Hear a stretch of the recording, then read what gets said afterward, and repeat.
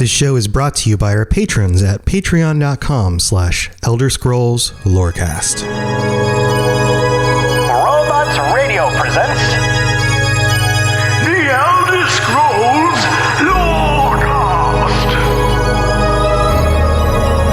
Welcome to the Elder Scrolls Lorecast, a place where the Elder Scrolls community can come together to discuss the boundaries of our knowledge about the universe of the Elder Scrolls.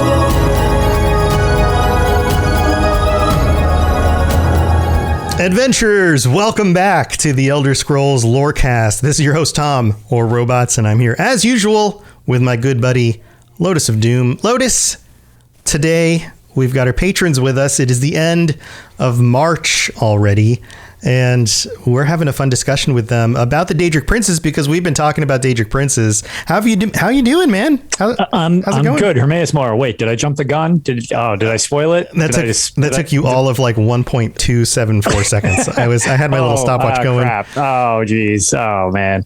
Well, I guess the cat's out of the bag for me, but I'm curious what everybody else has to say. Yeah. So the question is, and we talked about it last week, and we decided to go ahead with the topic for this week being, which of the Daedric Princes will you choose, should you have the power and the ability to mantle? And we're going to get into it, the specifics of that. So if this is a new concept to you, don't worry. We're going to explain it. We're going to get into the details. But first, we need to introduce our patrons, the ones that were able to join us this week. And we have T-Rex joining us again. T-Rex, welcome back to the show. How is it going? Hello, I'm good. Nice. I requested today off from work, and then a week ago I decided to quit. So I was going to have today off anyway. Wow. You heard it here first, everybody. This show is more important than T-Rex's job. Mm-hmm, mm-hmm. It was just extra money. It's okay. I didn't need it. Yeah. I think the economy's doing great for everybody, so I'm sure. Yeah, I'm sure that's totally not a stressor at all. Well, hopefully you have a better situation coming up soon. Yeah, I'm moving. See, that's good. There you go. Well, good luck with all of that. Wow. Well, I'm glad you're able to be here, and good luck with the work stuff. We also have Chef joining us. Chef, welcome. How's it going? Hey man, how you doing? Good. You didn't have to quit your job to be here today, did you? No. Apparently I was supposed to have the day off today, but I went in anyway because I didn't know any better, and I just ended up getting stuff thrown on me. Oh, wait, did you work for T-Rex? Did you take her place? You took T-Rex's job. She took the day off, so you ended up having to cover? That'd be kind of weird. No, I'm pretty sure we're on opposite ends of the East Coast. Isn't T-Rex on the same side as Robots, and I'm on the same side as Lotus? Oh, yeah. I'm over on the easty side too. We're all East Coast, but we're on the south, and he's in the north. Oh, I'm on the north end. Yeah. Yes, that's right. Yeah. No, you are up by me. They're the Southerners. We're the Northerners. Yeah. Yes. That's right. We're on top. Yes. Not east-west. Yeah, it depends on which way the planet is. Anyway. North. Yeah. North. Welcome to Geography Lorecast. Oh, boy. Oh, man. And, well, thanks for being here. And then we've got Ben of Temeria, who's back with us. Ben, welcome. Hello. Welcome back, dude. Glad to have you with us again. And then we have Rob of Princess, I almost said.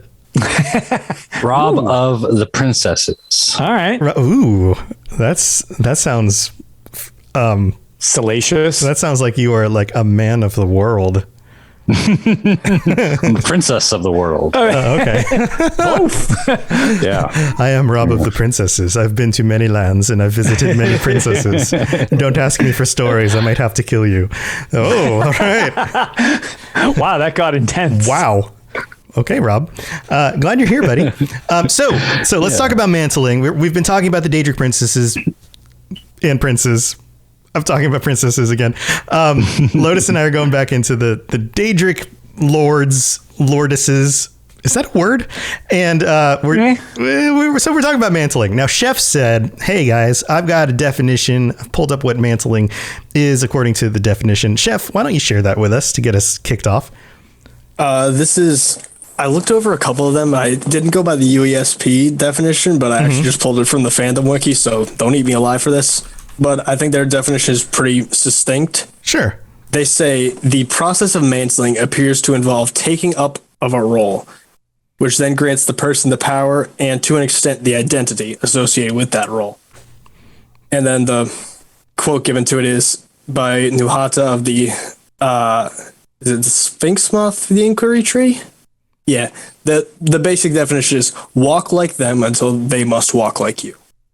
Yeah, it's like it's somehow the method works in that you are imitating until eventually there's no distinction between you and them. There's something going on there. It's a very mysterious process. Can I throw my 2 cents on that? Actually, sure. Yeah.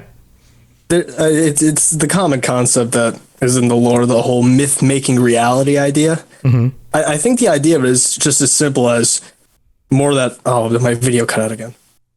It's okay. Keeps doing that. Yeah. But I think it's more the idea that people will eventually start to associate the individual doing the mantling, I guess, the one taking up the mantle, as being more associated with the, I guess, topic it's related to than the original being. Like, you think of like a champion of men, like back in the day, you would have thought, oh, Lorcan or whatever. Mm-hmm. But now you're thinking, okay, Tiber Septim. So he effectively mantled that role by taking the mantle of being a representative of human mortals. Right. And we could go into the whole, we could discuss this for the whole episode. Just an example. This is an example. Eremithius on Written Uncertainty does an episode about this. And there's debate, does that mean that because people associate some person or deity with that role, that both things still exist? Does that mean that one person pulls the power from, or one deity pulls the power from the other and eventually takes on that role and removes the other? Does that mean that one actually usurps the other and destroys the other in the process? So there's a lot of debate about that. But for our discussion, we're going to talk about this in the terms of, like, if you could basically take that role over from the Daedric Prince. I did find a definition that does kind of contest that a little bit. Okay, go for it. A loose sleeveless cloak or shawl. Okay. So what do you think that means? I think we might be talking about clothing here today, actually. So if you wear them like a piece of clothing? All right. Or a hat. He went for the noun, I went for the verb. All right. Yep. So if you could wear Mehrunes Dagon like a piece of clothing. Yep. Just got nope. weird. I can get Shaygora's sick coat. I don't see why not. You have to get him and the coat. I mean, technically, I think you can wear. I can't replace Wes Johnson. You gotta, like if you could wear him, you have to like carry him on your back in order to get the coat. Also, is that what Savior's Hide is all actually, about? Yeah, I was about to say Savior's Hide. So that was him being mantled. So if you get like Clavicus Vile, you got to wear him and the dog at the same time. Oh, yeah, that gets real weird. But why don't we go with the verb part and all right. Sounds better. Just to make it a little bit easier. And for sake of our conversation, let's assume that it means to basically replace that Daedric Prince with yourself. So in this context, you are replacing them. They no longer exist, or they're no longer there, and you take on their role, and you are, in whatever method is happening, taking on their place, their powers, their role for yourself. And so the question is, which Daedric Prince, if given the opportunity, would you mantle?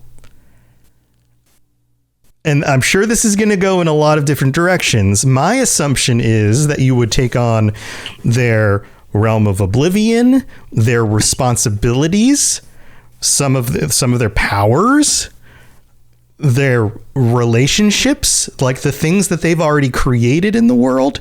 Like, you are basically stepping into their history, their place in the timeline, all of those things. You're stepping into their place and taking over from where they left off when you mantled them. I think there might be room for gray area on the plane of oblivion, because you could also interpret, if you so choose, that mantling would be the incarnation on Nirn for this being, you are mantling them here on Tamriel, but they are still hanging back in their plane of oblivion. That is a way to. So are you kind of like interpreting that as the opposite of what happened in the Shivering Isles? Like Sheogorath still is what Sheogorath is on Nirn, but in the Shivering Isles, it's the hero of Kvatch in that role. Well, that's all very debatable. Things. That's all very debatable. Very good point. I'm just wondering if that's how you're interpreting it, because this is kind of the vibe I'm getting. But this is all very debatable because I just want to know your perspective on it. Yeah, this is my perspective on it, because I don't know that that's necessarily exactly how that plays out, because there's debate about that. There's debate about, like, in Skyrim, is Sheogorath actually the Sheogorath that existed before the Shivering Isles expansion, or is that actually the hero of Kvatch who is now Sheogorath? Like, and how much I don't know. Still left? I don't know that there's clarity in that there's an actual canon answer to that question. I know that there's a lot of debate about it, but I don't know that there's an actual canon answer. Yeah, we only have a few hard canon examples of what mantling is, and even those, we're not entirely sure that is what mantling was. Right. So for the sake of this conversation, we're just going to go with the idea that you are taking their place. You are inheriting. It's like you're stepping into their inheritance. So if you were to mantle Sheogorath, you would take over the Shivering Isles. You would take over their place in Oblivion and in Nirn. And from that point on, everyone who was talking to Sheogorath would now be talking to you. Everyone who was worshiping Sheogorath would now be worshiping you. Everyone who had any beef with Sheogorath now has beef with you, right? From this point on, you are Sheogorath. Now, you can do things a little bit differently, but you have all of Sheogorath's powers, and you might have all of Sheogorath's complexities. Some of Sheogorath's personality is going to rub off on you, because those powers and that personality probably are kind of tied together a little bit. Because in order to mantle him, you would have had to imitate him. You would have had to take on the persona of him until you and Sheogorath were almost indistinguishable. Do you see where I'm going here? So that's the question, is if you were to take on and mantle, because in order to do this, you get lots of great power. You get, for whatever it seems like, an eternal life potentially, but you also have all the drawbacks that come with it. Right. And to your Sheogorath is also, out of everybody to choose to go with, that's definitely possibly the most convoluted one, because it's technically sort of two, and also some of his attributes are kind of instilled as a form of punishment, whereas right, some of the other ones might be a little more self-directed, where he's got self-direction but with things that he has to specifically work with because he, I guess, wouldn't have chosen them or whatever. I mean, as much as you almost assume has no self-control. Yeah. His personality was a little out of the ordinary. Yeah. His personality was basically shoved on top of him. So he's kind of a weird example, right? Right. That's why I was out of everybody to choose, that's an interesting one to work with. Right. The only one that might be a little bit more convoluted would be Jigalag, for the same reasons. Yeah, exactly. Yeah. In order to be one of those two, mantle them, you'd already have to be in the headspace of Sheogorath. You already have to be kind of out there. Yeah. Right. Yeah. Something going on. Or do you become them after mantling them? Ooh. Well, maybe a bit of both, and especially because of the duality with him specifically. This is just turning into a Sheogorath cast. It always does, doesn't it? I know. It's just interesting because you've got the happy-go-lucky, meme-worthy cheese version, and then the really sadistic, I'm going to just tear you apart because I'm bored. Skip rope with your entrails. Yeah, and it's all right, well, those are really extremely different from each other. So that would be a convoluted choice, I feel out of all of them. Not necessarily that it's a wrong one, but just feel like he would probably be the most difficult to understand the mantling of, which is weird because it's one of the only ones we've done in game. Yeah. So who wants to go first? Now, before we do this real quick, we could have done this in a different light. We could have done this conversation in a different way, but Just so before we get anybody writing in saying, well, I can't believe they went with this definition of mantling. It's clearly not the right one. Everybody has their headcanon. What is actually canon is still yet to be determined on all of this stuff, and we could very well do this same episode a month from now and take on mantling through a different definition. We're just choosing this one for this episode. So who wants to start?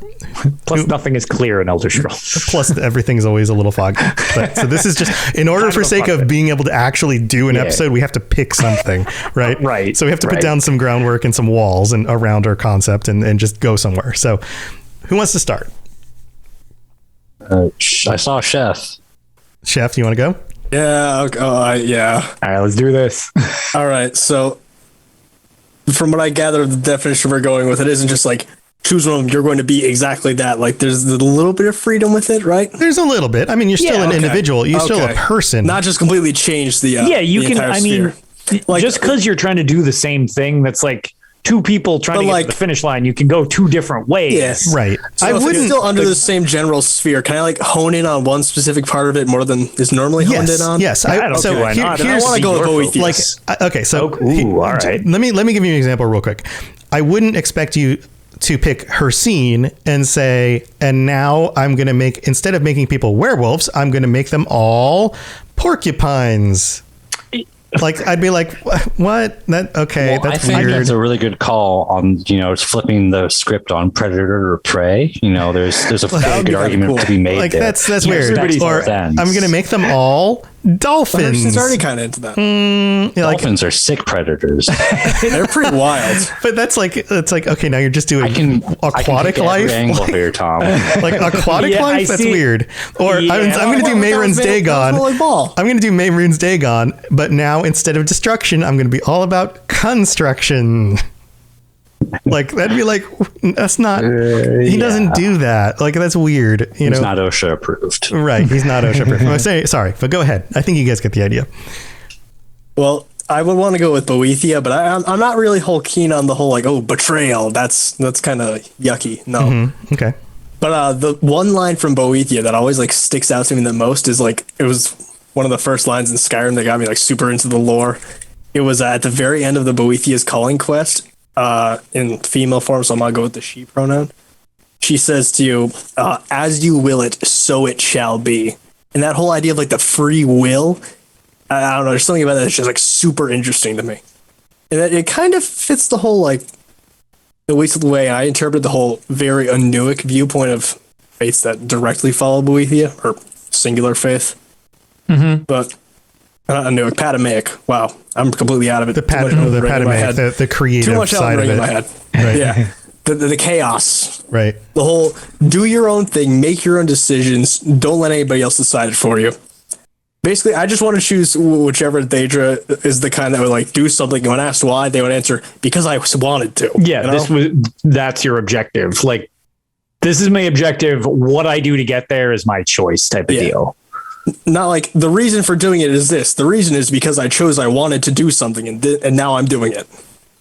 So that's almost like an ultimate freedom of choice is the direction you're going with. Okay, I could see the appeal of something like that. Yeah. Mm-hmm. Not being like super bound to like a specific, like if I'm going to choose Perrier, like, okay, now I got to go and like, I don't know, oversee how the flame atrodux and infernus are like, the convection currents are going on over there because the Taskmaster or whatever. Right. I want to be able to actually have like a degree of freedom just to like just do something and not be like almost like a chaotically neutral version of a degree of freedom where it's like it's irrelevant how you get there as long as the best you did alignment what you wanted chaotic to do. Neutral. Yeah.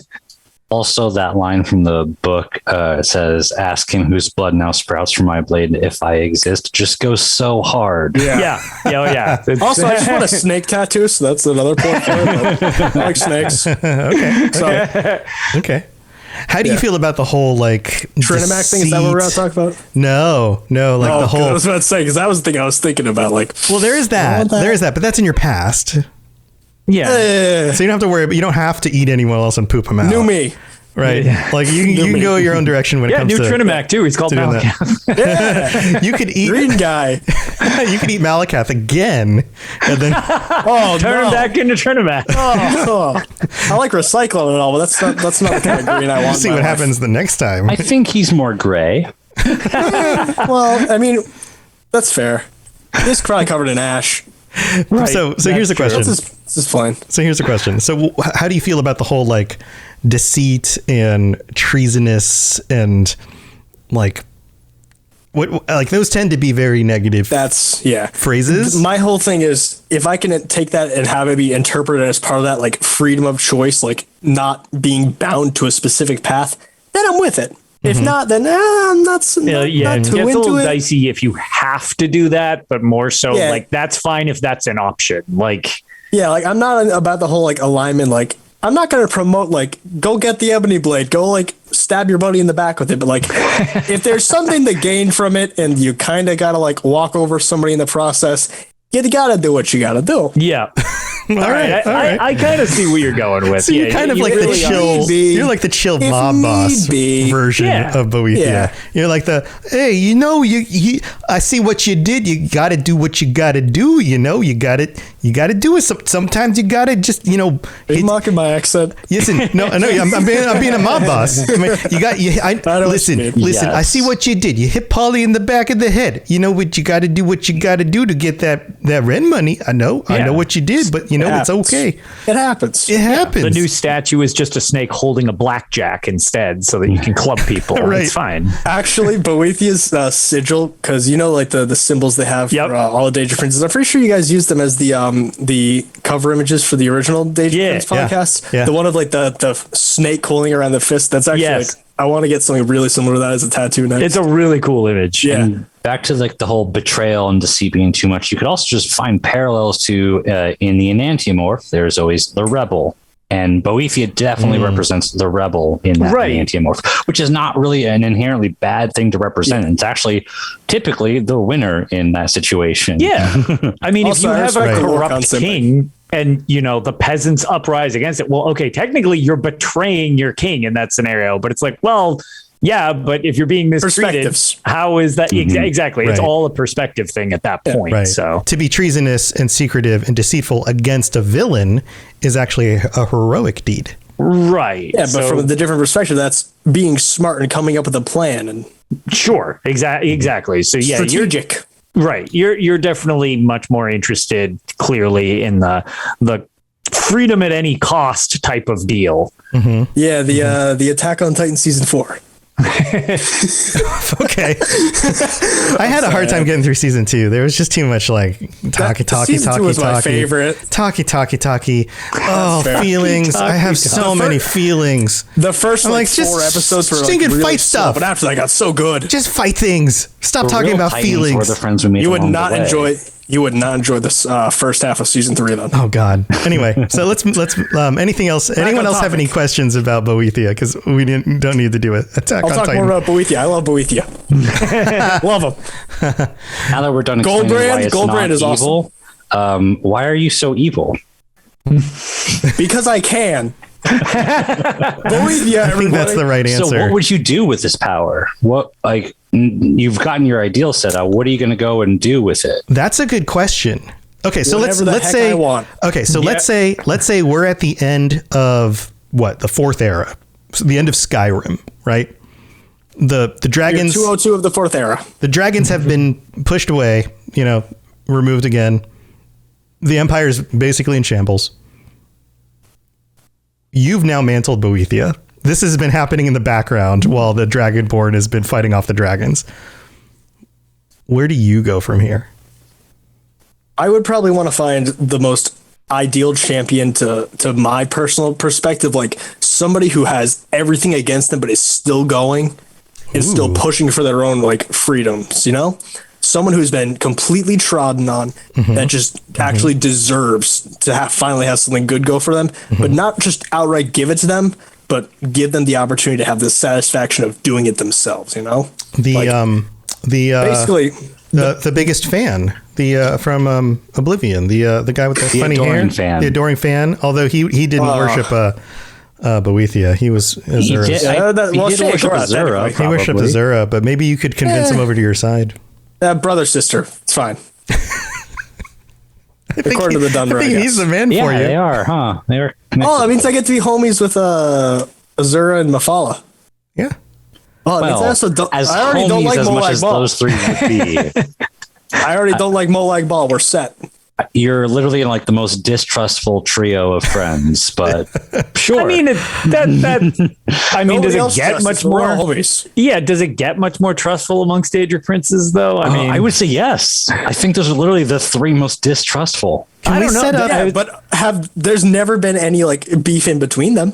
We need to set up like a 70s They sitcom always back with the each three other of up. them. It's like a trio that's just 70s sitcom. Yeah. Three's Company. Yeah, like a Three's Company 70s sitcom with the three of Three's them. the tribunal. Like living together. Yeah. The reclamations. And then Talos is like the landlord who like keeps knocking on the door and catching them in the middle of like these weird like situations. Yeah. No, Talos is the landlord that comes yelling at them because their weird kids are doing something because the tribunal. Yeah. Yeah. Oh, yeah. All right. So just bring it to the them. tribunal represents those three, and they indirectly cause the death of each other. Yeah. She's also, or Boethia is also the anticipation of Almalexia directly.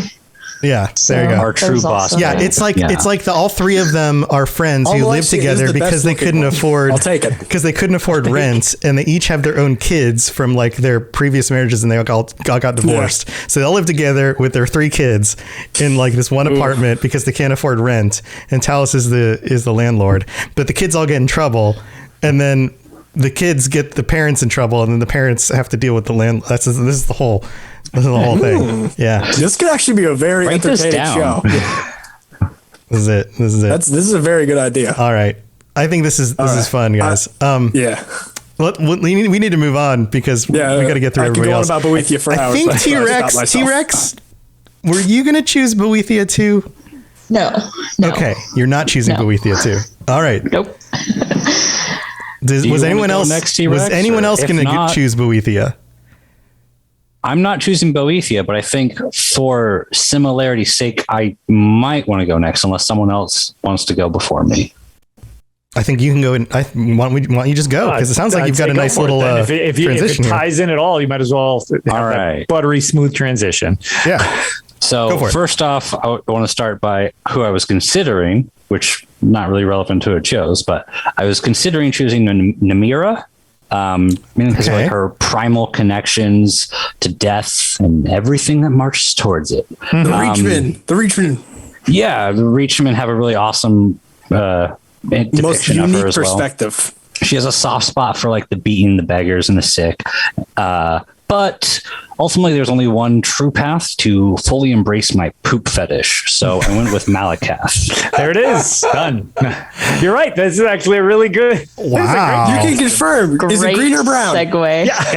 I need to know. Is he green or brown, or is the poop green or brown? Yeah, am I green or brown, or is the poop green or brown, Yes. or am I as the poop green Yes. or brown? Well, I was going to Or say, all? yeah, all three actually. This The Tribunal's Company. We're back to that episode again. So this is- Come on, You were knock actually on you're my using two different door. words for the same thing. you were onto something earlier, like, well, with all that ash, because in earlier depictions, like in Daggerfall, Malakath is like clearly just green as green orcs Yeah. are, and then he in future depictions he's just kind of either portrayed in a statue or portrayed kind of gray, and he does reside in the ash pit. So it could just be that he just got really ashy and needs some lotion. He's just kind of a dirty dude. yeah. That makes sense. Yeah. So yeah, I chose Malakath. His the way he describes the ash pit is just really cool. Yeah, well, a part of the ash pit. There's a part where there's like a bunch of trees with like lily-like flowers growing all over it, but it's all black and white and like all grayscale.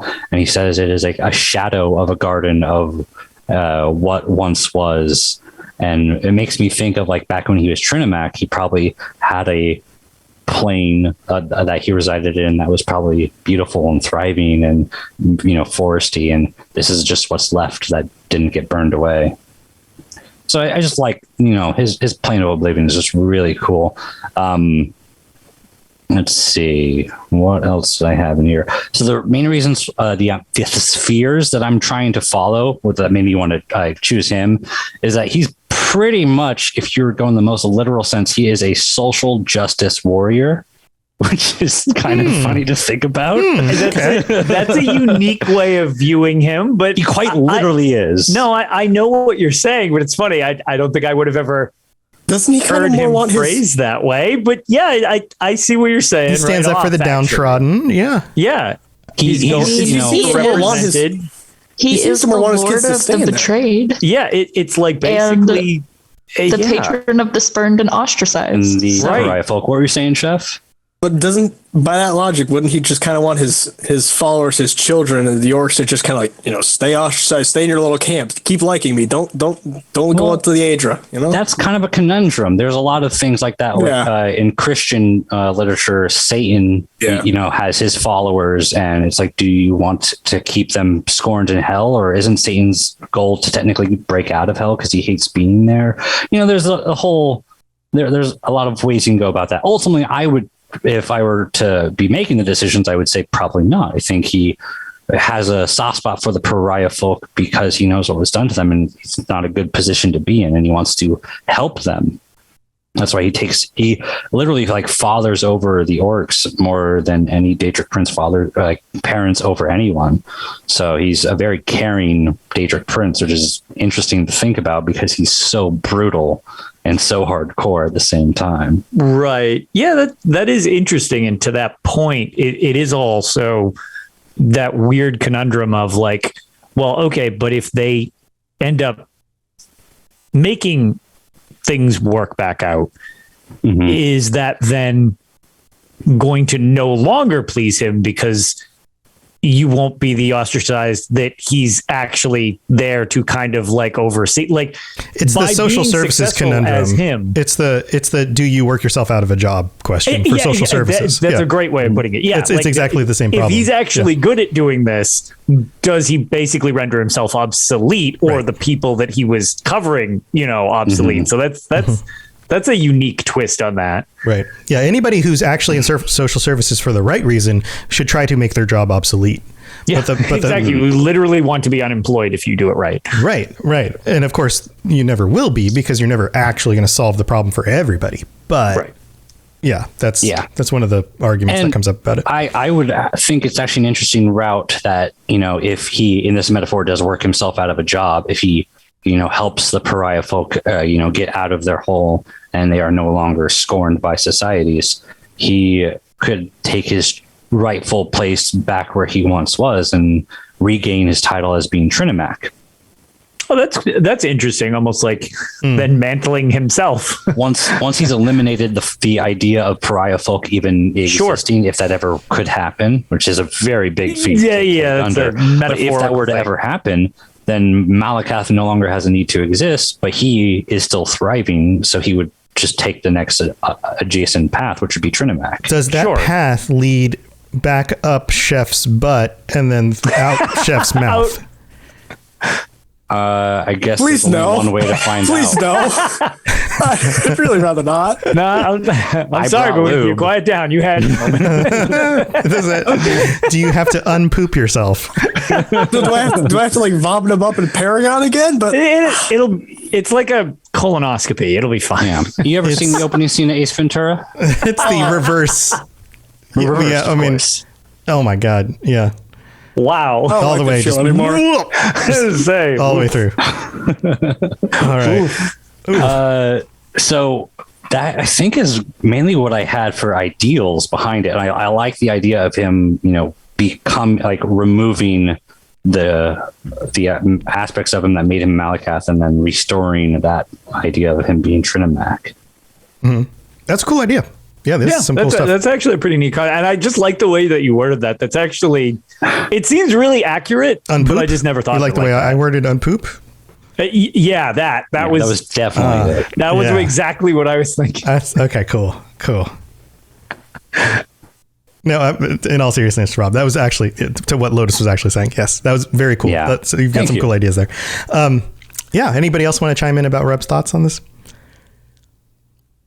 I think you did a really good job, summing that up. Chef? There was one thing that I thought was pretty interesting when you talked about the whole becoming going back into the Trinimach. At first, I was like, oh, that's kind of random, but then it occurred to me well, if the pariah folks stop being the pariah and he's still the kind of leader figure for them, wouldn't he basically go back to the same figure he was as Trinimach, a paragon of justice and righteousness, Right. Exactly, because that makes a lot more sense. Back out of it literally makes that's perfect. That's really great. Maybe nothing literally changes. Maybe it's just all well, I am still the leader of these people, but these people are no longer pariah, so now I'm just a warrior god. Yeah, and that's pretty much what Trinimach was. But we're going to still stay the same. But I think when it comes to the Elder Scrolls, transformations like that have a much more physical manifestation when that happens. You don't just change your way and then that's it.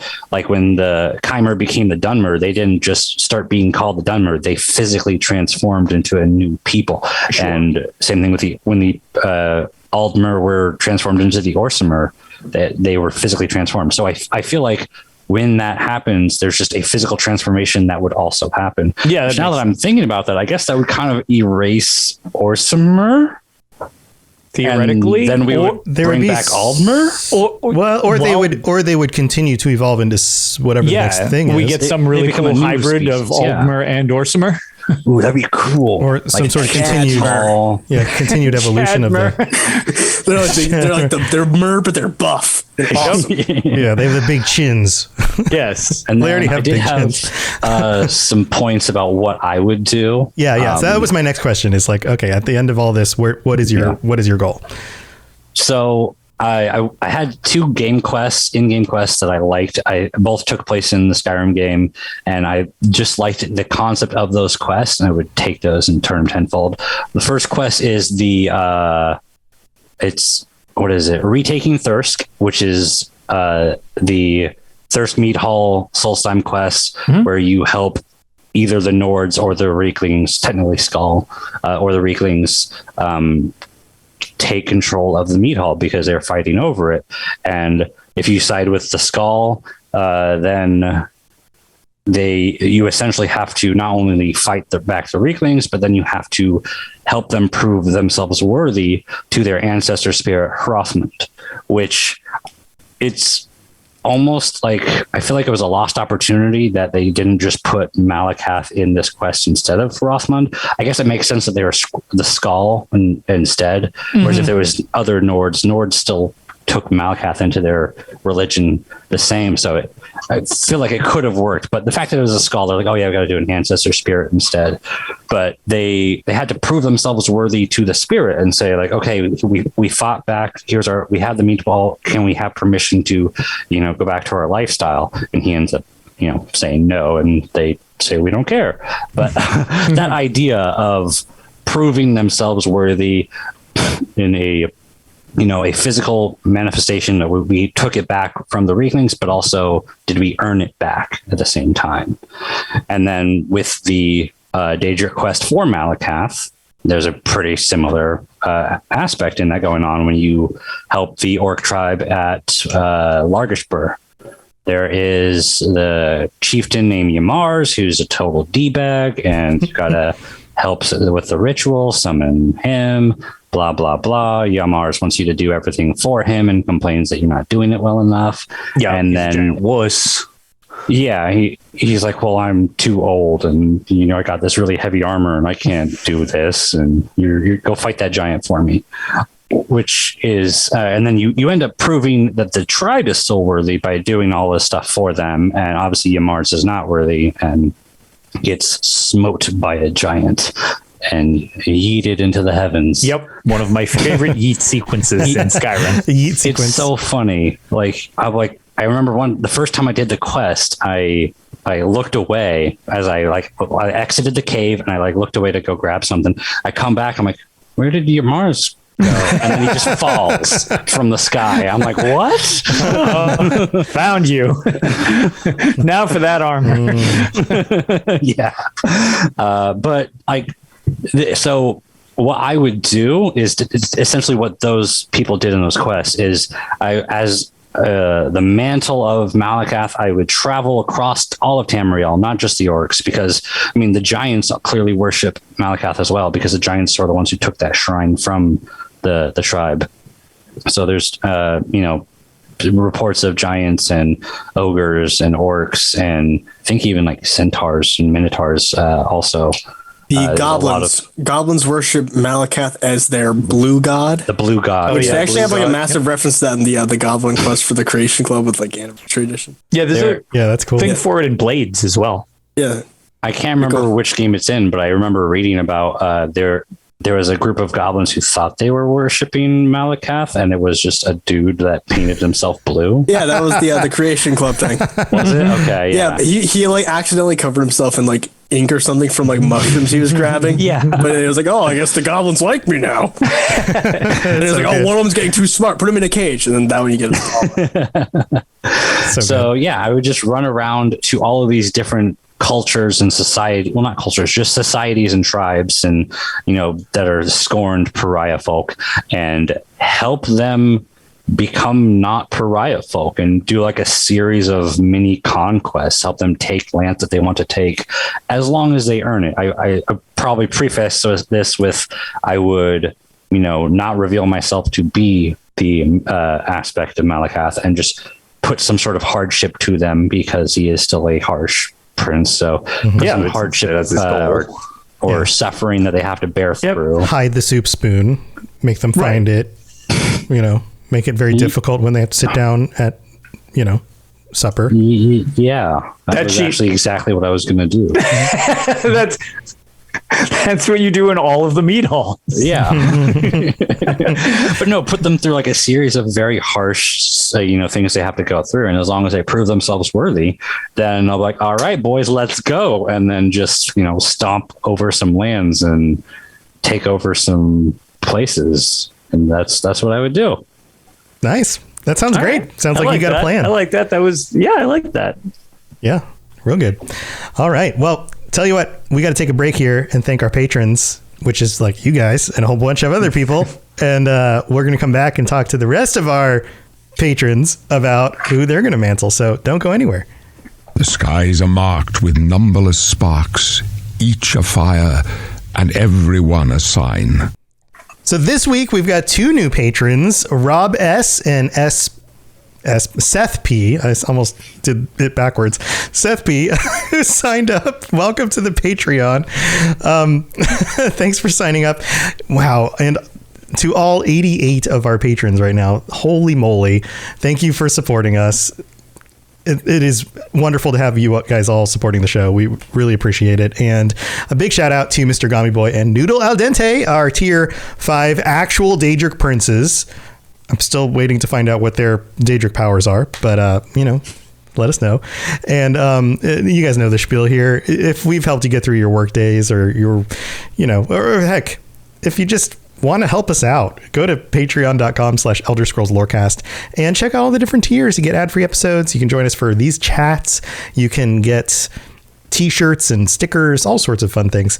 And we'd really appreciate the support, because this is my full-time job. This is what I do. And your support helps make the show keep going, and it helps, pay the bills. And I really do appreciate it. So thank you so much for everybody who helps support the show. Also, we've got a new review. This review is awesome. It comes from Nerd Dad in the United States. That could describe so many of us, but thank you, Nerd Dad. This review says, this has quickly become my favorite show. 5 stars. I love the more casual episodes like best vacation spots in Tamriel. He's meaning these patron chats. And also the deep dive episodes on the Daedric Princes. I like how the host is active on the community surrounding the podcast. Great show. Well, thanks, Nerd Dad. I'm glad you took the time to leave us a review on Apple Podcasts. And anybody else who either listens on Apple Podcasts or even just has an Apple account, you can leave us a review. And if you give us 5 stars in a review, I'll read it out on a future episode of the show. Or if you just take the time on Spotify, you can go to the section where you can see all the different episodes, scroll to the top, all the way up to the top, and there's a little section there where you can leave us 5 stars. And that is extremely helpful as well. So thank you to everyone who takes the time to do that. It's a huge help and helps us rank highly on both of those platforms, or any platform you listen to. So that's what we got for the mid-break right here. And we're going to move on to the rest of the show. Yes, you're entirely brilliant. Conquering madness and all that. Blah, blah, blah, blah, blah. All right, gang. I'm talking like I'm a 70s show. All right, gang. Isn't that what in the 70s? That's like on the sitcoms. Like in Scooby-Doo. They always say like, all right, gang. Nobody says that anymore. All right, gang. Let's get them. So who wants to go next? Ben? T-Rex? T-Rex? I can go. All right. Who are you thinking? So I will say Malakath was one of the ones that I considered because of the same reasons that Rob put out there. But I think mine is kind of like a tie between Nocturnal and Azura. Okay. But I feel like I love Nocturnal more. So okay. I'm going to have to go with Nocturnal on this. She's kind of, and I'm going to go with she because that's, what she's always more common. Yeah. And especially her interaction with the Thieves Guild. Like I loved that in Skyrim, and she's shadowy, elusive, mysterious. Like they don't really know a whole lot about her, but her followers still follow her. Her Daedric realm is pretty cool. I just love all of everything. I mean, she's got the skeleton key, which I did not turn into the sepulcher. I just, decided to keep that. Someone decided to min-max when they were playing. It's pretty handy. Yeah, a little bit. Yeah. A little bit. Shame. Yeah. And then I also think it's kind of cool. Her other, one of her other things that she has is the gray cowl, where she can kind of make you, I guess, forgettable. Right. Sort of, for a lack of words. Yeah. Like people just don't remember who you are when you put it on. Yep. So that's kind of cool. And then the fact that she's got like crows and ravens that like she can use to talk and stuff. I'm like the crow court. Yeah. They're really cool. But I think it's really just like, she's, in my opinion, one of the greatest. I think she was the first one that I interacted with in Skyrim. Yeah. Because I did the Thieves Guild pretty quick. Yep. When I first played through it. So I would say she's my favorite. Now, when it comes to what I would use her power for, obviously assisting the Thieves Guild. Now, which Thieves Guild? Because that has a very different connotation depending on which one you go with. I think I would, in that aspect, I would have to say the Skyrim Thieves Guild one, because, I mean, they're in a very low place, they need to get back to where they were before. And she kind of helps them with that in a way, kind of. She's not very happy about it, but she does it, And they sort of always kind of have that issue too, because the ESO one is like that. They always seem to, and it's the same sort of thing I have, like a weird take when it comes to the Dark Brotherhood as well, where when you're dealing with a guild made of sort of nefarious activity, it's not really that surprising that you can get in really awkward situations of people betraying each other for various reasons. Exactly. And I also put in there that I would also help the Dark Brotherhood, even though they're not like directly linked with Nocturnal in like that kind of like aspect. Like they don't really interact with each other, at least not in Skyrim. Yeah, not directly. I don't know about like the other games besides ESO, but I I think, I would assist the Thieves Guild and the Dark Brotherhood, get them back to, top tier. So you're basically all about the like prominence of the shadowy activities. Yes, I love the shadowy activities. Oh boy, and boosting all of that back to prominence. Oh boy, yes, yeah. Things are way too legal in Tamriel right now, and that needs to be stopped. Yes. Now, is this for more of like a Robin Hood, like steal from the rich, give to the poor kind of thing, or is this more of a just like we just need more? I did No. with This is Skyrim all Thieves for Guild. That me. should have been clear. Skyrim Thieves Guild is a bunch of punks. It's funny you say that because when I originally, played through that, and that was my third game in the series, so I was like, dude, this isn't so much the Thieves Guild, it's the Thugs Guild. Like the first thing they had me do, they're like, yeah, go rough up this storekeeper. I was like, all right, man, whatever. That's my play style anyway. So I'm just trashing his place. So I'm like, I'm not, I'm going to steal everything. I was like, I'm just breaking your crap now. Yeah, I know where your wife lives, man. Don't mess it's with like, me. all right, dude, I'll pay. It's like, cool. What was I here for again? I'm just going to take this. There, I'm a thief. Absolutely. Yeah. Yep. And I think that's it for Nocturnal, but there's one like shout out that I wanted to throw out there is Sanguine, because he's kind of just like crazy and like is all about the parties, and I feel like that'd be so fun. If you can get Martin Setton to worship you, if you can get Sean Bean, you got something going on. That's true. That's true.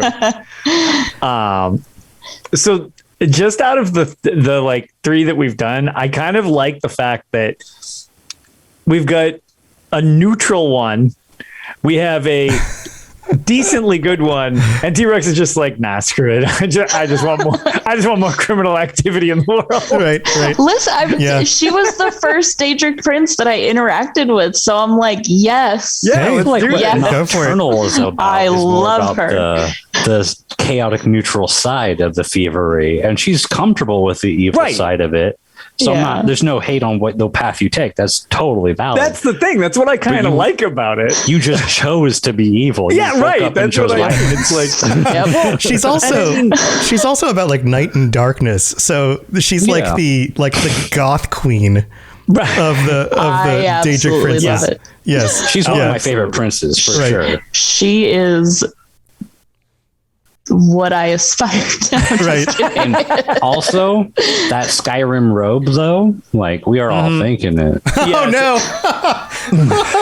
the low cut middle section. God. Yeah. Prolific, iconic. Yeah. Well, on top of that, I was going to say her strikes from Elder Scrolls Online. If you've done that, I like that they take it even farther, and they're like, yeah, it's like a skirt. Luckily, I have long hair. It's like, all right. Yeah. Yeah. So no, I She's enjoy Prince of the Darkness fact. and style. Yeah. Well, the thing is, stuff with a couple, I guess. I mean, I suppose you could probably make an argument for most Daedric Prince. A lot of the deal with the Daedra is their neutrality, and then it's just kind of what's done with it. So it's just, I really like that so far we have three different takes sort of on the neutrality based on just like, okay, well, here's going to be my objective with it. That's pretty cool. I just like how that's played out so far. Yeah. So Ben, we got to move on. Ben. Yep. Who are you, Yes. Ben? Which one? So if you know me, I'm a big Witcher fan, so this shouldn't be no surprise, but her scene is my favorite. I thought so. I thought maybe. It's more of my love of werewolves and traditional monsters and whatnot, but also I would say her scene has a lot more freedom compared to a lot of the other Daedric princes, because he can just frolic in a forest. Frolic. Literally do whatever he wants and frolic and, do whatever he wants. And let alone you have not only when anybody with lycanthropy dies, you take them to, your own planet of oblivion, but now you also have more lycanthropy in Tamriel. So you have your own little minions on top of that in both realms. Mm-hmm. So if I'm ever under threat, you can, attack both sides. Oh, Oh, okay. All right. All I can right. see that. So, are you okay with the whole like turning people into werewolves thing? Why not? It is. It's all good. Yeah, It's a gift. It's a I mean, gift. shit. What's the problem Compared with that? to other like versions of werewolves we see in media, I would say like the Elder Scroll werewolves, to where you choose when you can transform, and you actually have mental. I mean, in most places That you have does mental depend. cognition. It depends. Yeah. That seems to be mostly just a companions thing, because when you see the what's his name, Sinding in Falkreath, you know that he has like no control. He was cursed. That he was cursed. But with he the specifically Hersen's says ring. he went to get that ring so he could control his transformations. Right. Correct. It So definitely can be changed quite a bit, because I was going to say it's why some people get bent out of shape with Elder Scrolls Online, but too bad it's canon because they say it is and they own it. So whatever, I'm going with that as canon for now. There's a lot of control in that one as well. But As the player character. As the player character. So I think that's a it. lot of it is like one of those things where it's very situationally dependent on how it might have been bestowed to you. It seems like if you go looking for it, it's a lot less aggressive against you than if it's kind of like, oh, I contracted it and I hate this and it's a curse type of deal. Because here's seen a lot of times also likes to give you a sporting chance. I feel like if you reject his gift, you're less prone to being quite as aware of the situation. Right. I have a theory about how lycanthropy works in Elder Scrolls. And it starts with, there are two wolves inside you. Oh, okay. I'm serious. Okay. So there's the wolf of the curse and there's the wolf of the gift.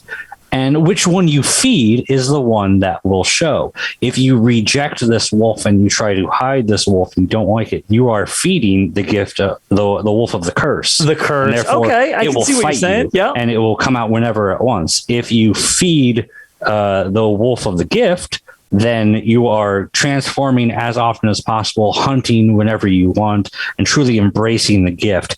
And therefore, you are given more control over it. It's almost like trying to pretend like you're something you're not, and it ends up festering and giving As you soon all as you sorts of start these to other reject issues. So like literally the more you embrace it, the more like you get The more like used control to it, you the have more over you it. control it. Yeah. Yeah. Yeah, So that's a theory. That makes a lot of like- sense actually. Yeah. it's like Yeah. when people deny the fact that they're actually attracted to things in real life, they obsess more over them. Yeah. Yeah. The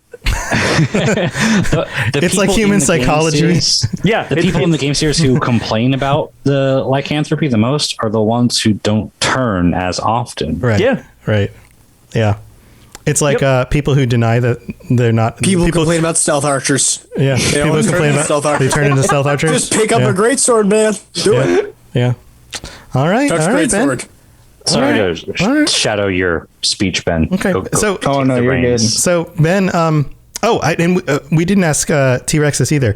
Let's go back T-Rex real quick.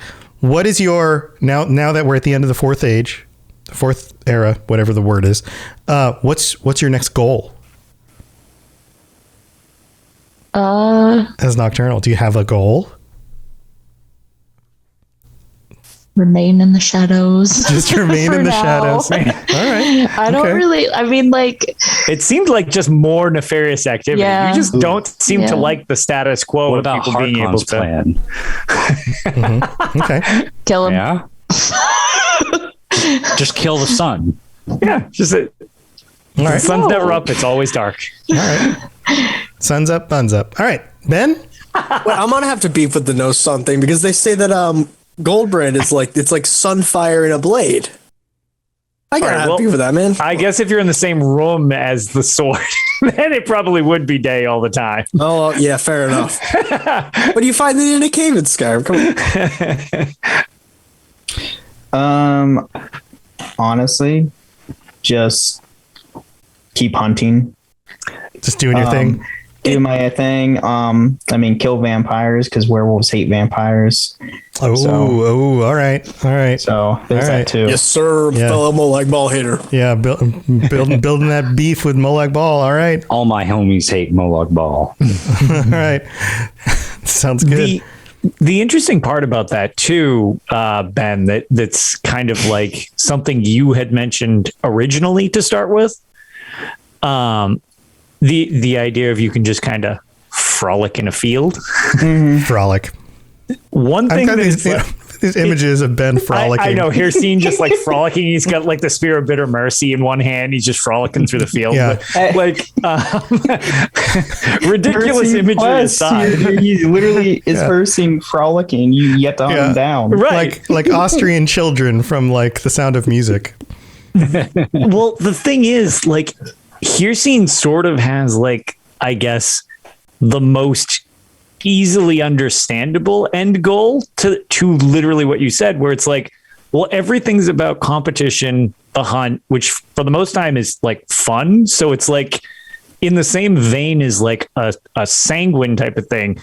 Hirsine's goal would kind of be to just do what he likes to do, which is theoretically, as ridiculous as it sounds, could be something as simple as we need more games because games are fun. Like, it's just like, wow, that actually seems like a pretty fun end game for Daedric Prince. It's like, we need more games with hyper competitive, possibly blood sports, but whatever, games. Like, it's just like, all right, that actually sounds legitimately pretty fun.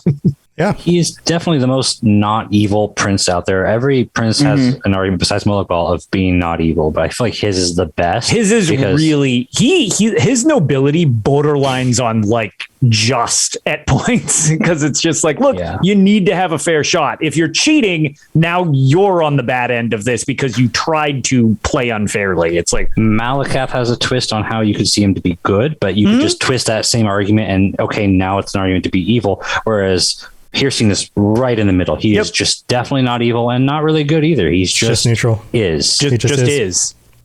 He's there. Yeah. Solid point. Solid point. Well, these are cool. We've got Villain Behind Glasses who wrote in because unfortunately Villain couldn't be here tonight. Couldn't join us, but Villain says that he would be Hermaeus Mora, which is a great transition because we know Lotus is going to pick Hermaeus Mora. And Lotus, let me know if you agree with some of this.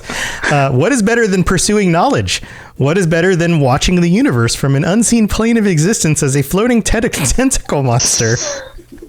Well, I can think of a few things, maybe. No, absolutely. We're sharing our thoughts right now. All right. Villain is on the same page as me. Go on. For me, collecting and studying the workings of the universe is a hobby, so why would I not want to take over from the one true collector? I have no reason to kill or conquer, dominate, or enslave. Knowledge is all that I seek. So there's Villain. I mean, I think that actually does sound really cool. Yeah. So because, I kind of just share, obviously, that the joke to start this was like, oh, Hermaeus Mora, just surprising no one. But to jump on that just from like, because I like that too. One of the things that I do like, not jokingly or ironically like about Hermaeus Mora is in a similar fashion that we were talking about, like goals and stuff like that. The extreme neutrality of Hermaeus Mora, where it is literally about observation and collecting knowledge, which is kind of interesting because in a less demonic form, it's something I just like to do in my real life. Like I like to just hear about different perspectives on things. Sometimes I'm like, that's dumb and I totally disagree with you. Sometimes but, I judge you about it. Yeah. But, but like, and but who doesn't? but the thing is, like, if I try to explain my point to someone, like say I disagree with somebody. Well, if I don't understand your perspective, how can I expect you to understand mine? So I need to have a grasp of why you think this way if I intend to actually ever try to explain in a way that you might comprehend why I disagree or agree with you as well. And the idea of just collecting all this knowledge, there isn't really an objective to Hermaeus Mora in the series other than I just need more of this, which on the flip side is a little bit of I'm not sure if it's seen this way to other people because it's got a bit of a tragic side curse to it where because That is the only goal. And when you go down, everybody jokes about rabbit holes of like, oh, I'm on Wikipedia for, 5 minutes. And then suddenly I look up and it's been 3 hours later. The thing about something like that is if your life is this obsessive search, even though you will be in a position of knowing a lot, having all this information, being able to generally accomplish probably most everything you aim to do when you actually want to do something, because you'll be able to see all these outcomes and everything like that. That weird, obsessive, I can't sleep attitude, I get that about certain things. That's a little bit like, I guess, maybe relatable for my where it's like, ugh, that's like, sometimes you kind of need to like snap out of it. So it's one of the few weaknesses I've always found kind of interesting about Hermaeus Mora, because you see it a couple times where it's just like his objectives come when it's like a thorn in his side that he can't know something. So that's where all of the focus goes, is to knowing that one thing. And the rest of the time, it's just, I'm just doing my thing, just collecting stuff, just observing how things go, planning things out, don't even really have a lot of objectives. And it's just like a fascinating sort of existence to have. But it's much more about observation than directly trying to do something. Right. I totally get that. Yeah. Now, is there a thing you would do different being Hermaeus Mora, or is that just is it as simple as just, well, that's just what you do because that's what Hermaeus Mora is? Well, my only thought would be based on this, like, sort of like the idea that Hermaeus Mora, I've always loved the idea that, like, okay, scrying the tides of fate is, but the fact that I believe it was from the forums where it was just referenced by Kirkbride, where it's like Hermaeus Mora is the scraps of knowledge from previous Kalpas. I forget the exact, but like the concept of that is kind of neat, because essentially Hermaeus' goal, I guess, would be to continue beyond the existence that's currently happening, including brethren and sister Daedric Princes. Like, because he would theoretically want to carry over and not just have the slate wiped entirely clean, because that's what he's made out of. So like that knowledge almost comes at a, like, an interesting cost of like, well, what happens if you don't collect that knowledge? So I don't know. I like the idea of just like, no, the goal would just kind of be to continue to see all paths through. You can't even refer to it as time, I guess, because Kalpa is a kind of not linear time, and then through Kalpas, through right, plus time plus time plus time, right, and then it's like, okay, well, does he know the alternate sides of theoretical dragon breaks? Like that would be part. So would he know the different version? It gets kind of weird. What is knowable and unknowable knowledge? So like he wants to know. Yeah, exactly. Well, either way, so. Yeah, I guess. Can he tell me when Elder Scrolls 6 is going to come out? Is that like a piece of knowledge that nobody will ever know? 2055. Yeah. No. That's sooner than I was expecting. I'll take it. But yeah, so like, I guess I would kind of just like, maybe have, because again, different relations to mortals. Old Hermie is very neutral to the point of being callous, which is interesting because that's, it's one of the few things where I'm like, all right, well, that's unfortunate, because it's not even like, oh, don't get on his bad side. It's more of like, you've become a nuisance. I can't be bothered with this. And it's like, Chuck dead. It's like, all right, well, we're really disposable, which is a little unnerving. So I don't know. Maybe finding the knowledge to understand that, mortal existence matters a little more might be in his benefit, but yeah, that would, I think, be a positive to ally with them. 42. 42. 42. You can read books that aren't from his universe.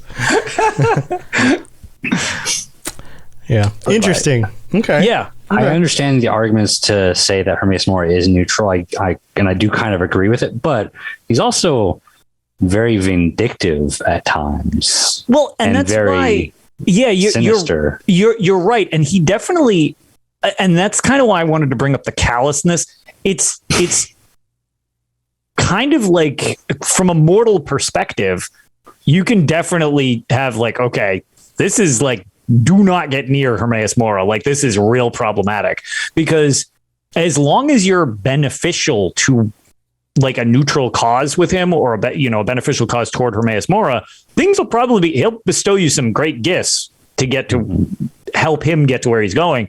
But the second you try to get something away from him for your own right, or you kind of like have this, oh, well, this is mine, like you can't have this, or I need to use this to my benefit, to the vindictive point, it's like, well, okay, you're objectively not useful to me, which is whatever. But then when it's like, now you're a hindrance to me potentially getting more knowledge or maintaining it, it's like, no, now you need to be eliminated. Like, we're done with you. Yeah. Which is very bad from the mortal standpoint, because it's like, okay, well, at the drop of a hat, you can be thrown in the trash, essentially, which is very concerning. Is like, for the Dragonborn DLC, is he neutral? Like when he stole our kill on Mirak. Yes. Yeah. Yeah. I'm biased against him because he's a kill stealer. You just downed him. It was his kill. I wanted it. Come on. But is he all the neutral work because the Skull were just getting in his way and they were no longer useful to him? Or is it an evil, like, intentional, sinister plot that he did all of this stuff for centuries, it seems? I'm not actually sure what the numbers are. It seemed a long time to just only strike the Skull. This was only against the Skull. The things he did with Mirak, the things he did with the Dragonborn, all of this was just to get some secrets from the Skull. And that's kind of reductive, I think. And he did a lot of evil stuff just for that. And I could kind of see that, but like, it's one of those situations where I think in terms of that, it's whatever the ends are would justify the means of him acquiring what he's going to acquire, which there's no cost too high for the knowledge. The road to hell is paved with good intentions. Right. Exactly. Any amount of knowledge that he does not, any amount of knowledge that he does not currently have is worth any amount of cost.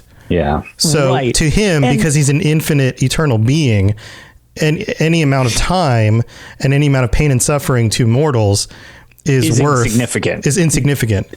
If it's 2 years and one death, or if it's 2,000 years and 2,000 deaths, it doesn't matter. Right. It's the same amount to him. Yeah. And to Rob's point, though, which I think needs to also kind of, with his prior knowledge and the quote that I love of scrying the tides of fate, he's going to actually know how a lot of things are going to play out potentially, and could lean into them. Like, if he knows that, but like, probably won't. Exactly. So it's like, oh, so-and-so is holding this.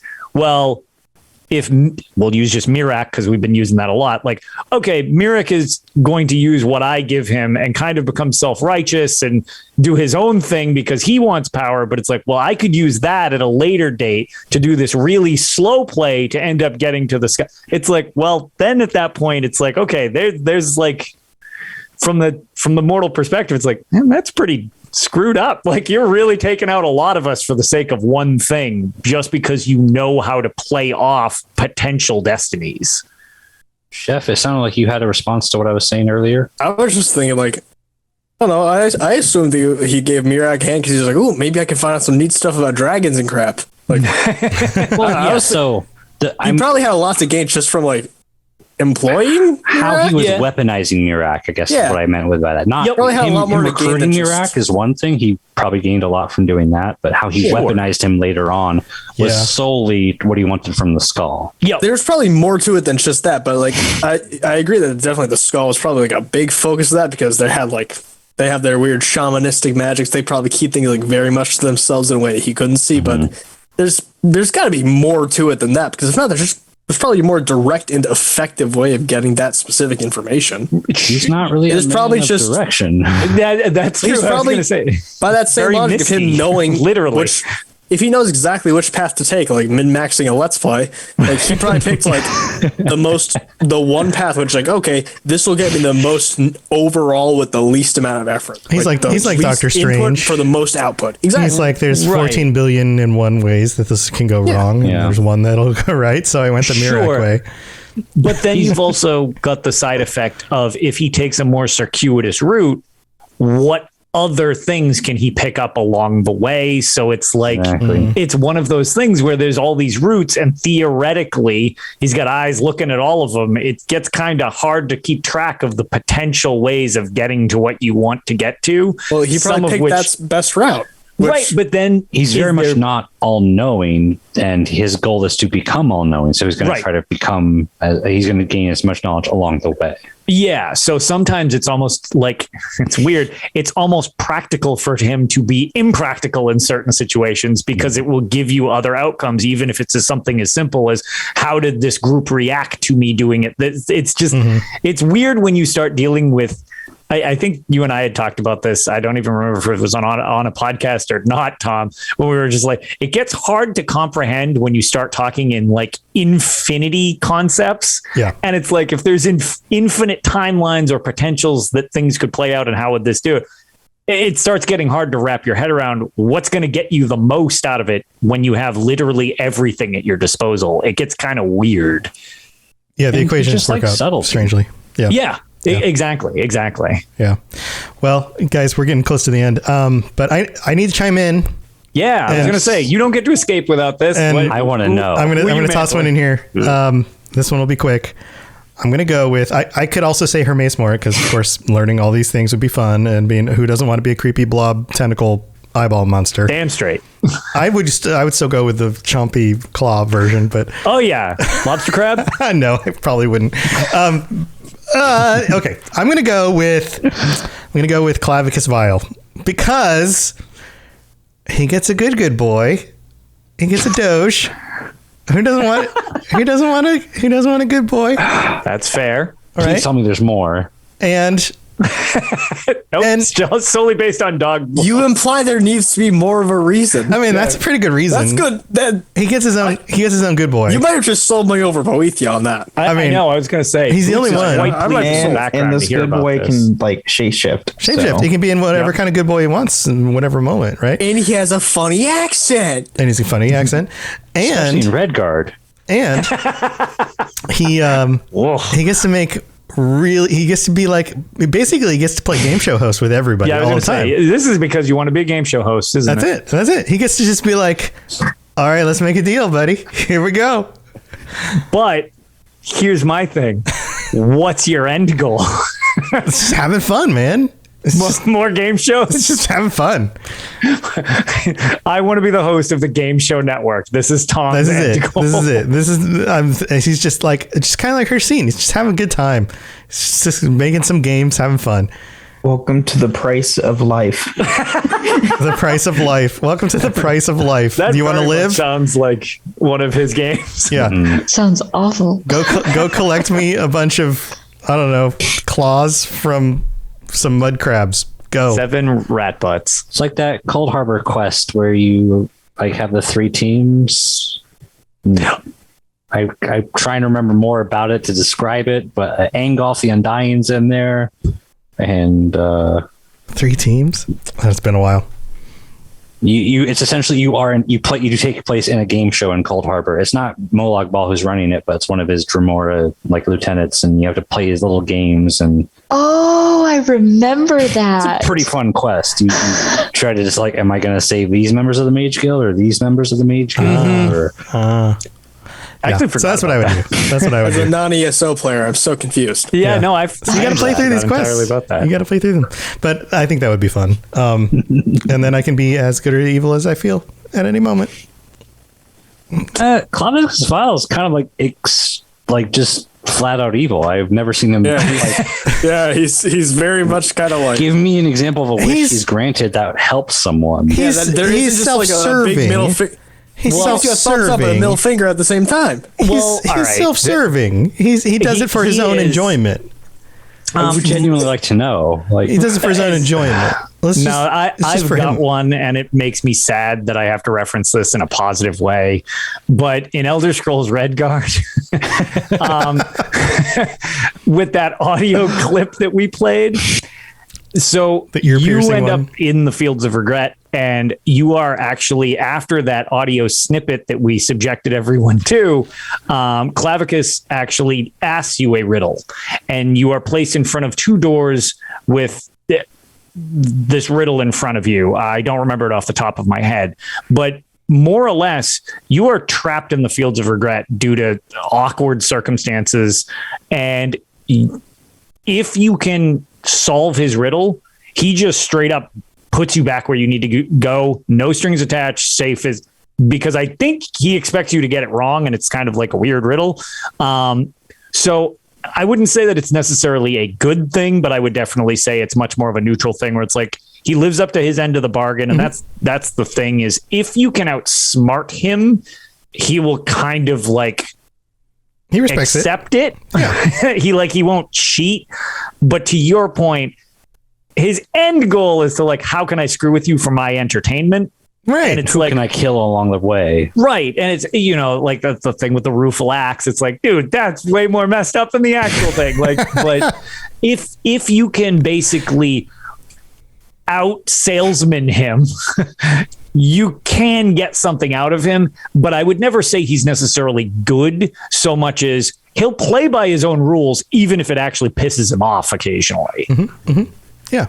Make a good point. In my experiences with him, he seems like explicitly evil. Yeah, and a lot of times he is, because his enjoyment is like basically mortal suffering. Like It's for his this own is funny to enjoyment. me. So it would Like, be for my own enjoyment, yeah, but whatever yeah, that is. he does have this awkward sense of, I guess, honesty / reliability, where if you actually can get one up on him, he won't find a way to He's weasel out of it. He honorable. doesn't lie about it. He's honorable. Yeah, He honors the deal. Yeah, exactly. Even though he probably won't like it, because he'd much rather you have to like hatchet your daughter or something horrible. Of course. Of course. He's a classic Jinn. And yeah. And he gets a doge. And a doge. And a doge. I will probably be in the minority here, but Barbas is probably one of the most hated characters for me. Really? Well, he can be slightly He's the most useful different. follower in Skyrim. He's immortal. Yeah. There are plenty of immortal doge. ones, and they're not No, he annoying. literally can't be downed.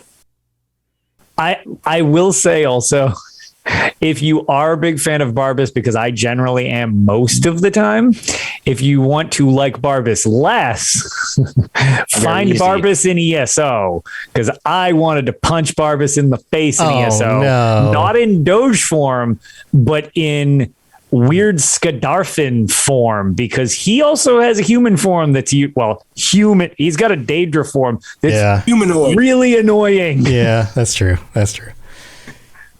Yeah, keep him a doge. It's better. that way. Doge only. You got the Doge shirt only. off. That's just a form that he can take, or he gets away with more annoying stuff because it's okay. He's adorable. Yeah. Yeah. He's a puppy. I guess. he's a puppy now. more heinous I things. was gonna say he's a puppy. I don't want to punch him. I don't now wanna it's punch him. off, and I really want to punch him. Yeah. You're He just looks like a jealous he's cute, Daedra. Mr. Poop God. All right, take this back to the Discord. All right, guys, we got to wrap it up. Thank you for joining us. This has been super fun as usual. Question. Yeah. How do we tie this all up into like one big Daedric game show where we have all of our different like spears in it? Malakath wins. Done. Oh, damn it. Game show? I didn't call Hermaeus Mora wins first. That's terrible. You snooze, lose. I still think Lois knows the answer, but like I guess we gotta like get to it. Then he'll be like, "Yep, that's right." Yeah, that's correct. I just agree that you were correct. So it's like a game show. We have Ben with like the hunting and all. It's the game part of it. I guess Tournament and 10 Blood. So we're doing something like that. There's a luck aspect to it with T-Rex. I think we've just created a TV, like a TV network, where Clavicus Vile runs a game show. Hermaeus Mora does like the sports, like Hermaeus Mora does the commentary. He does the sports stuff. Clavicus Vile does the prize. And then the three of you, investigative journalism? three of you are in like a 70s sitcom together. Oh. and that's There you when we go. got it right there. Molag That's it. Bal's I'll just frolic. Malekith's the underdog team. And then Lotus is in like what was that? What was the TV show that was like Masterpiece Theater or whatever? Is it Masterpiece Theater where it was like real chill with the fancy music and it like zoomed in on the guy in front of the books. You know what I'm talking about? I know what you're talking about. You know what I I'm have talking no about? idea what it's called. but it's got Old-timey- the old guy who Old guy, and he'd be like, Yeah. I think it was Masterpiece Theater. Today on Masterpiece Theater, la la la la la la la. Yeah. Yeah, that's There's been a lot of tropes ripped off of him because of like Yeah. the setting he created. that's Lotus. All right, So- I'll allow it. Can Except- I specifically do the la la la la la thing? Yeah, except you're Hermaeus Alright, Mora, that's so my you have to favorite talk part. like Hermaeus Mora. Right. Oh my God. No, it has to be really, really slow. It's a 19-minute intro to every episode. Yes. Accurate. There you go. That's our new TV network. That's everybody. Don't accidentally pause it because you have to restart. Oh, yeah. Nice. Yes. Well, guys, thank you for joining us. Let's go back through. And if you have anything you want to share that you're doing or ways people can reach out, feel free to let people know. T-Rex, I'm in the Discord. are you looking as for a job? T-Rex. No, actually. Okay. So instead of my job, I will be volunteering as a victim advocate Oh, cool. Oh, for nice. school, so I can For you. finally graduate with my master's. Well, nice. Ooh, Good- wow. that's exciting. Yeah. Yes, Well, good luck with all ready of to that. be done. Yeah. Awesome. Yeah, and like you said, you can get reached out to on the Discord. So Yep. you'll be on there. And I also am T-Rex 9. I want to say it's like T-Rex 9431, something like that, on Twitter. Rolls off the tongue. Perfect. Awesome. Well, thanks for joining us, Chef. My username is pretty much the same on everything. You can find me in the Discord with the chef, and then the last part of it's in there. Good luck spelling it. Fight me on Master Duel. I've been playing too much of that recently. Cool. I don't know. That's it. Cool. All right. Awesome. Ben? Yeah, you can follow me everywhere at Bennett Tamaria. And then project wise, I know Tom knows this. We are me and Teacup from the Dragon Age and Assassin's Creed Lorecaster teaming up, and we're going to be doing a Star Wars podcast here in the near future. I'm very Yeah. excited for it. Can't exciting. wait. And by Chef's I'm face, I so assume he is as excited. well. Oh yeah, Oh, yeah. They signed yes, up we on. will have a Star Wars podcast on the network now. Yeah, they signed up on the Robots Radio Rocket Club. They're one of our newest shows, and they're doing a Star Wars podcast where you guys are going to help people understand the differences between the old canon and the new canon of Star Wars, which is a really cool concept for a show. So, you want to share the name? Yeah, so the name will be Holocron Histories, Star Wars Canon versus Legends. So, when do you think that'll come out? In the next few weeks? Hopefully here in the next few weeks. Me and Teacup will be start recording tomorrow actually. So fun Nice. stuff. So here in the Exciting. near future. That's so cool. Well, good luck with that. That's awesome. And then Rob. Yes. Hello. First off, to any of the listeners who don't watch the video version of this, Chef's face journeys are reason enough. he is going through, and not an insult in any way. It's said that awesome to right as my watch. video cut out. Yeah. It's 50-50 when the video's on. I just had to throw that in there. He's got some, face journeys going on there that I just love. Anyway, so you can catch me. I gave in a few weeks ago, finally made a Twitter, and I post like a meme every now and then on it, but I'm just there to find out what other people are doing, really. But you can follow me at Rob the Princess. Catch me on Discord, catch me on ESO. And I do need to, because whenever I get the opportunity, I like to give credit to the artist. The background I have today was a fan art of the Ash Pit itself, Malakas Plain of Oblivion. from Sergei Demidov online at artstation.com. So I just like to give credit when I get the opportunity to. It's beautiful artwork, and it's a very cool concept of what the Ash Pit potentially looks like. Nice. Well, cool. And otherwise, yeah, I just got done with Pirate Fest. I wish I could have given a heads up ahead of time. I didn't think that far ahead. But, Las Vegas festivals that involve dressing up and drinking alcohol, I'm likely there. So, yeah. Cool. Well, thanks for joining us, guys. Lotus, do you have anything you want to share? No, not really. We got Tales of Tamriel this weekend. You can find me doing all my stuff. Lotus of Doom. Hey, that's it. That's all my self-promotion. That's all my self-promotion. That's the thing. Go to it or whatever. Yeah, go to it or, it's there for your entertainment. Well, there you go. Let's see. I've got my shows, of course. You guys know where all that stuff is, robotsradio.net for my stuff, all the different lorecasts I do, including the Lord of the Rings lorecast. Episode 5 came out this week. We're talking about the coming of the elves. And man, we're already 5 episodes in, so this is moving fast. And see, we've got all the other shows on the network over at robotsradio.net. Lots of different things you can listen to. So if you're looking for more podcasts, go over there. Check out the big list. Lots of cool stuff. And then we've also, got streams and stuff different nights of the week for my shows or games that are going on at Robots Radio on Twitch and YouTube and Facebook, all those channels, and the community over on the Discord. So if you want to join us over there. Thinking that there was nothing of note. I guess we didn't talk about it the last time we recorded the show.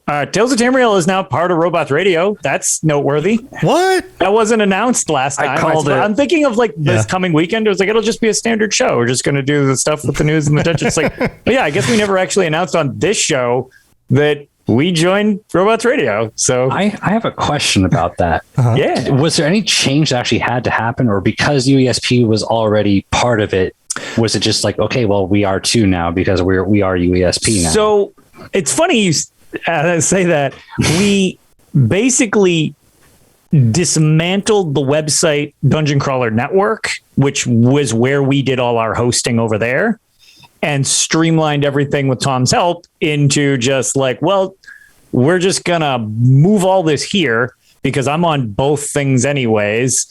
And then, like you said, UESP is now us at Tales of Tamriel, because now we're at the unofficial Elder Scrolls pages by, okay, awesome. Thank you. Congratulations. And it's again. thank you. Mm-hmm. And it just kind of made sense because it was 2 shows are already here. One of the shows left. I'm on both networks. And why are we running 2 networks? It's just easier to put, and it's Tom's been on our show 4 times at this point. It's just, it made way more sense to just 2 stones, 1 bird. Yeah, exactly. Exactly. Yeah. So it's exciting to be here because now everything is much more easily found by everybody. Yeah. So big news, lots of fun stuff coming, and they're on the network now. So lots of other crossover opportunities and all sorts of other stuff. So, but stay tuned for more future notifications for things that we'll be doing together. So that's what we got going on. But thanks for tuning in, everybody. We'll be back next week with another Daedric Prince episode. And until then, stay safe out there in Tamriel. And, if you get an opportunity to mantle a Daedric Prince, I guess take it. Maybe. But or not. We'd love to hear your thoughts on mantling Daedric Princes. Let us know over on the Robots Radio Discord, and we'll see you next time. Stay safe out there. See you later. Bye, everybody. Bye. See you later.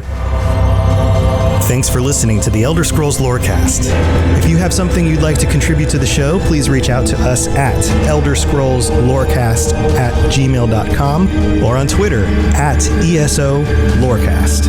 I really appreciate you listening, and I'd love to hear from you soon. You've been listening to a Robots Radio podcast.